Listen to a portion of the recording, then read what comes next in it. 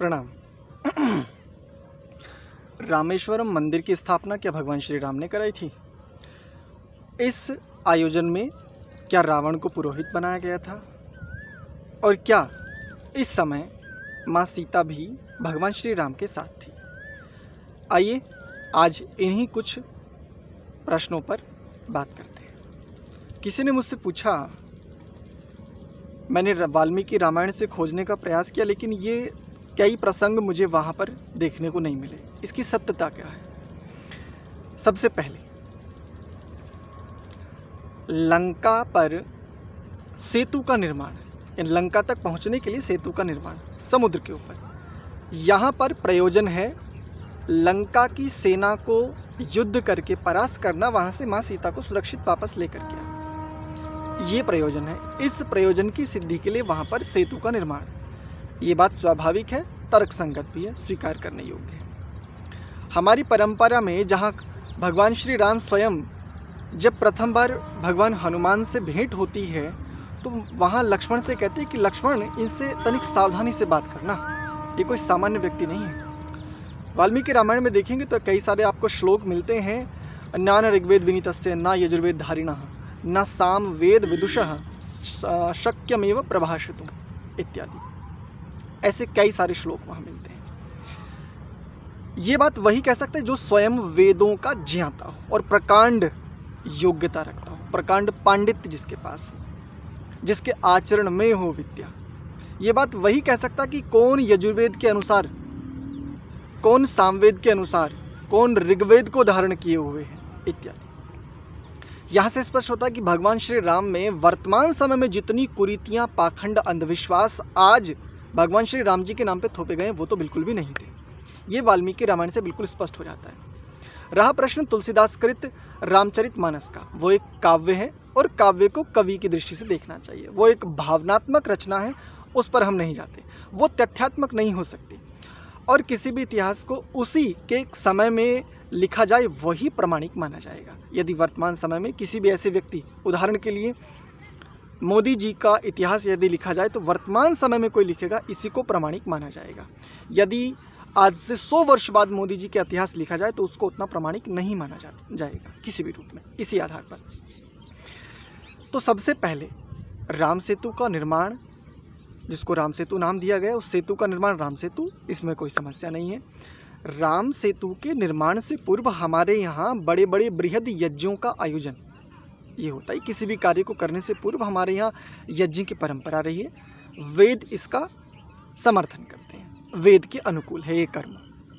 इसमें कोई आपत्ति नहीं है कि यदि भगवान श्री राम ने वहाँ पर यज्ञ आदि जैसा कोई आयोजन किया हो। उनके पास 2 कुशल इंजीनियर, उस समय के महाप्रकांड विद्वान, जिसको वर्तमान भाषा में इंजीनियर कहेंगे, जहाँ पर वो यज्ञ करने वाले हैं, यदि वहाँ पर उन्होंने एक भवन या कोई ऐसा मंदिर जैसा कोई ऐसी स्थिति यदि बनाई, उसमें भी मुझे कोई आपत्ति नहीं है। लेकिन इस प्रकार के जो ये चित्र आदि, ये प्रतिमाएं वहाँ पर मिलती है, ये भगवान श्री राम ने वहाँ पर नहीं रखी थी और इनसे भगवान श्री राम का कोई लेना देना भी नहीं है। आगे चलते हैं। आगे इनका प्रश्न है कि रावण को पुरोहित बनाया गया। रावण एक राजा है, पुरोहित अलग है। राजा के कर्म कर्तव्य अलग हैं, पुरोहित के कर्म कर्तव्य अलग हैं। दोनों की बुद्धियों में भी भेद है। राजसी बुद्धि और पुरोहित के पास सात्विक शुद्ध शास्त्रीय बुद्धि, शुद्ध शास्त्रीय बुद्धि के साथ भी राजसी कर्मों को किया जा सकता है, उसमें आपत्ति नहीं है। लेकिन रावण जिस बुद्धि का, उसकी जिस प्रकार के कुकृत्य हैं, उस आधार पर बिल्कुल भी नहीं कहा जा सकता कि भगवान श्री राम जी के इस सेतु निर्माण में रावण को पुरोहित बनाया गया होगा। क्योंकि जिस लंका का अधिपति है रावण, उस लंका पर चढ़ाई करने, उस लंका की सेना के साथ युद्ध करने के लिए सेतु का निर्माण किया जा रहा है। उस सेतु के निर्माण से पूर्व ये जो यज्ञ आदि शुभ कर्म किया जा रहा है, क्या कोई भी राजा उसका पुरोहित कर्म स्वीकार करेगा? ये अपने आप में विचारणीय है। दूसरा, रावण इतना उदार, इतना सात्विक बुद्धि वाला यदि होता तो माँ सीता का अपहरण ही क्यों करता? तीसरा, ये राजा पुरोहित का कर्म कब से करने लगे? कोई पुरोहित हो ऐसी शुद्ध बुद्धि वाला, यदि वो राजा बन जाए, ऐसे तो उदाहरण मिलते हैं, महर्षि भर्तृहरि जी इत्यादि, महाराज विक्रमादित्य। लेकिन रावण जैसा कुकृत्यों में लिप्त, ऐसा कामी, ऐसा वासना में डूबा हुआ, ऐसा अधम, ऐसा पापी, राक्षस, निम्न कोटि का व्यक्ति ये पुरोहित का कर्म कब से करने लगा? और यदि ये कर्म करने भी लगा तो श्री राम जैसे आदर्श इसी को स्वीकार करेंगे पुरोहित के लिए? उनके गुरु नहीं है क्या? महर्षि वशिष्ठ आदि के साथ वो रहे हैं, क्या वो पुरोहित के लिए उनको उपयुक्त नहीं लगे? रावण ही मिला था।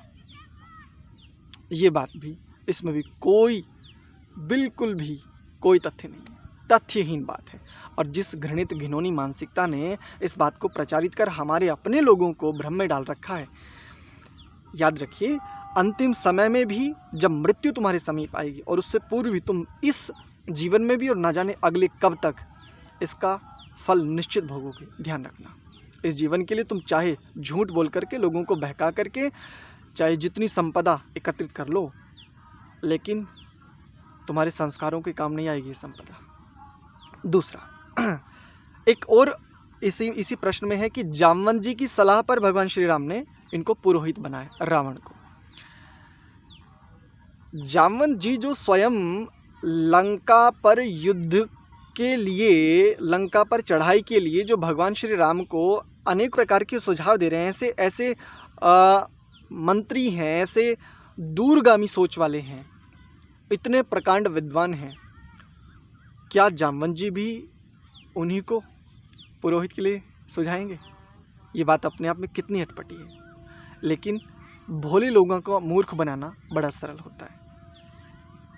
तीसरी बात, माँ सीता भी इनके साथ में थी। यदि युद्ध से पहले माने कि ये यज्ञ आदि शुभ कर्म हुआ, यहाँ पर मंदिर की स्थापना भी मान लेते हुई, तो माँ सीता जी का तो अपहरण हो चुका है, यहाँ पर तो संभावना ही नहीं है।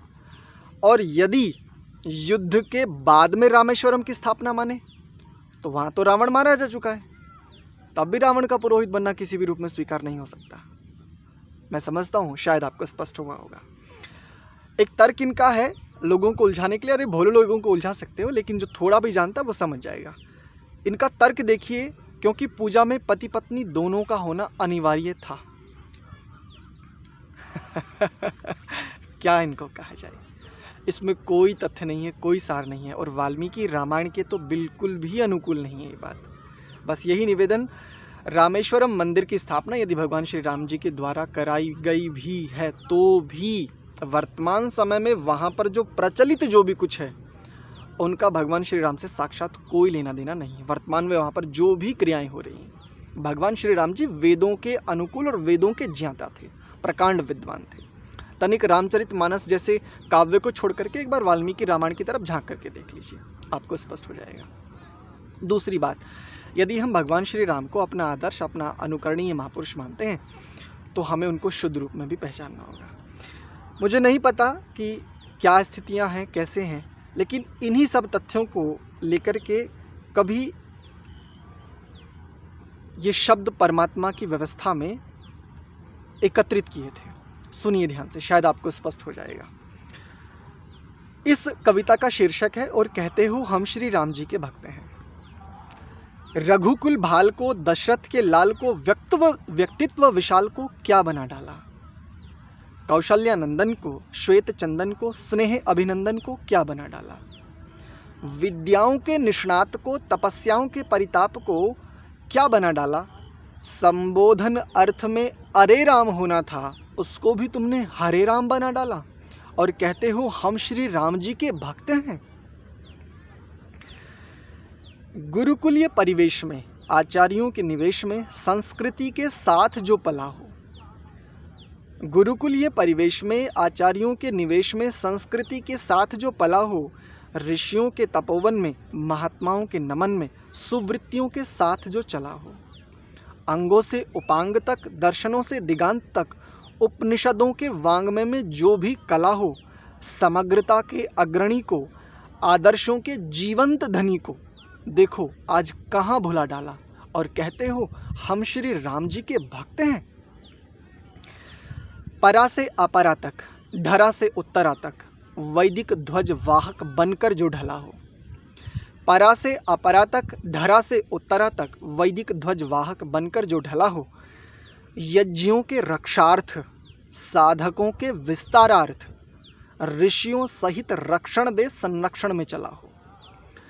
राक्षसों के संहार को, दुष्टों की भरमार को, दानवों के समूल विनाश की जो बला हो।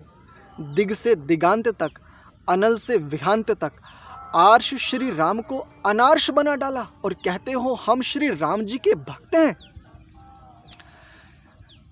रघुकुल रीत को, चैतन्य प्रीत को, अनुकरणीय गीत को भी खूब गाते हो। रघुकुल रीत को, चैतन्य प्रीत को, अनुकरणीय गीत को भी खूब गाते हो। प्राण जाए पर वचन न जाए, इसको सुनकर तुम फूले नहीं समाते हो। पर सुनो हे आर्यवंशियों, उपासक के निज जीवन का ये निर्विकल्पीय विकल्प है। वैदिक मर्यादा पुरुषोत्तम भगवान होना मनुष्य की मनुष्यता का संकल्प है। इसलिए गर्व से कहो हम श्री राम जी के भक्त हैं। रघुकुल भाल को, दशरथ के लाल को, व्यक्तित्व विशाल को क्या बना डाला। कौशल्या नंदन को, श्वेत चंदन को, स्नेह अभिनंदन को क्या बना डाला। विद्याओं के निष्णात को, तपस्याओं के परिताप को क्या बना डाला।